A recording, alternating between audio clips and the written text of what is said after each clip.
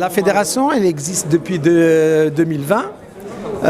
Exactement, administrativement. D'un point de vue opérationnel, on a commencé à travailler qu'à partir du mois d'août 2021. Voilà.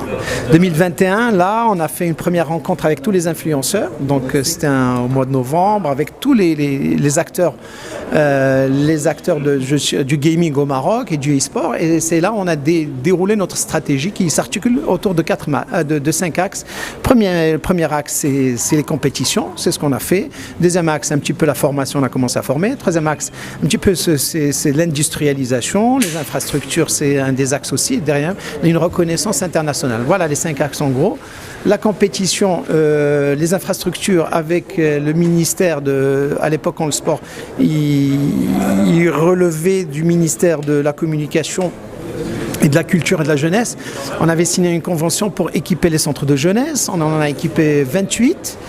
Après, on anime ces centres de jeunesse. Donc, on se déplace dans les centres de jeunesse. On appelle tous les jeunes à les initier à jouer et organiser des tournois. Et aussi, en même temps, on repère les meilleurs joueurs pour faire une finale.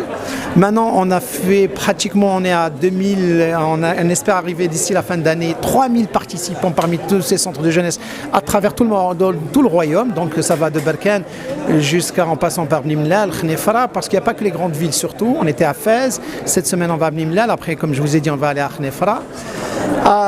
Après, ça c'est d'un point de vue, on a instauré un pass games qui est l'équivalent des licences, comme j'ai dit. On ne peut plus parler de licence comme les autres disciplines, mais un pass gamer qui est numérique, avec un code, et où les joueurs, on a pratiquement 37 000 à 38 000 joueurs qui sont inscrits, donc qui sont licenciés dans notre fédération, avec une traçabilité, âge, numéro de CNN, et les jeux qu'ils pratiquent. Donc ça c'était pour élargir la base. Après on est parti un petit peu vers le sport, l'élite. On a fait des Ecora Cup. On a organisé l'année dernière la Ecora Cup où dans la finale s'est déroulée au complexe Mohamed VI de Marmora, qui est avec on a fait vraiment une finale aux dimensions, ou je dirais au standard international.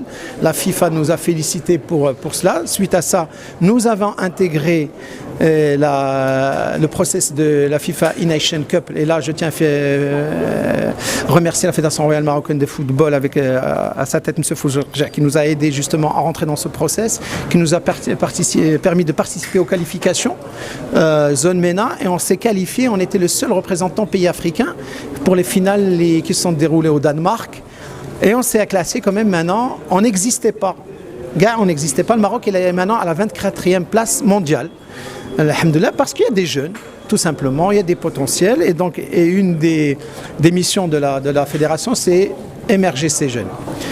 On a participé avec une équipe féminine aux Jeux arabes, sur le jeu Valorant. On s'est classé deuxième, alhamdoulilah, pour vous dire que c'est très important aussi pour la fédération. C'est pas que les garçons, c'est les filles et surtout aussi les filles. Donc on fait attention aux deux.